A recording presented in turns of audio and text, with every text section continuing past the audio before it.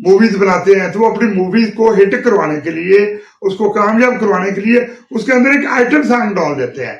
इसी तरह ये मौलवी उन्होंने आइटम सॉन्ग के तौर पर वो कादर जो था, क्या नाम था उसका, कौन था बंदा, मुझे शर्म आती उसका नाम लेते हुए, जो उसके नाम के साथ गंद जोड़ा गया। अगर उस बंदे ने खुद जो किताबें लिखी तो लानत हो मेरी तरफ से उस पर, और क़यामत के दिन अल्लाह के मलाइक और अल्लाह सुब्हान खुद लानत करेगा उस पर।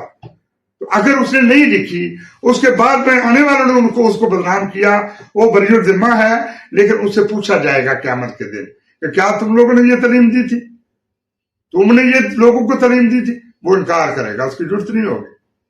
जब अल्लाह हिसाब करेंगे उसकी जरूरत नहीं होगी।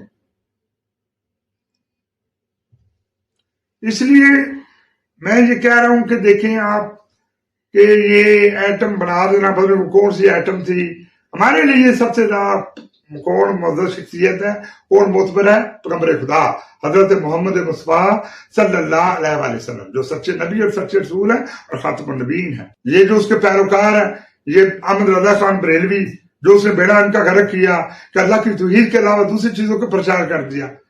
देखिए दीन इस्लाम में वादे मुसलमान से कहता हूं, जो मेरे पढ़े लिखे भाई है, मैं उनसे खिताब करता हूं कि मैं आपसे ये कहता हूं कि अगर दीन इस्लाम के अंदर कलमा पढ़ के, कलमा मोहम्मद पढ़ के ये चीज करना कि तौहीद के अलावा किसी बात को सुनना या उसको पसंद करना, ये समझे आप दायरा इस्लाम से बाहर हो गए, आप दीन इस्लाम के रुकन नहीं रहे। दीन इस्लाम का रुकन रहने के लिए जरूरी है कि आप अल्लाह की तौहीद का इकरार करें। अल्लाह की तौहीद का इकरार ये है कि अल्लाह ने ही ज़मीन और आसमान को पैदा किया, अल्लाह ने सारी मखलूकें बनाई, अल्लाह ही एक दिन मार देगा और फिर वो दोबारा जिंदा करेगा, वो अमर इलाही पूरा होगा, उस दिन वो हिसाब करेगा।